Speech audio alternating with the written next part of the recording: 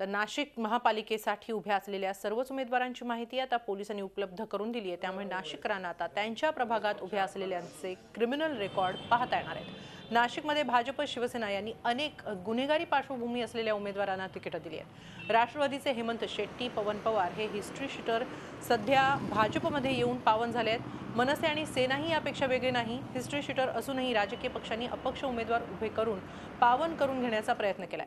पोलिसांनी नोटिसा तडीपारी करूनही राजकीय पक्षाच्या सर्वच उमेदवारांना मदत करतायत असं चित्र आहे।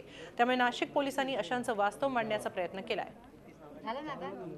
ज्या मतदारांना आपापल्या प्रभागामध्ये समजा कोणी उमेदवार असेल XYZ त्याच्याबद्दल माहिती हवी असेल किंवा त्याच्यावर एकूण किती गुन्हे दाखल आहेत याची माहिती पाहिजे असेल तर आम्ही एक अशी योजना सुरू केली आहे की त्याने सरळ सरळ आमच्या पोलीस स्टेशनला यावं।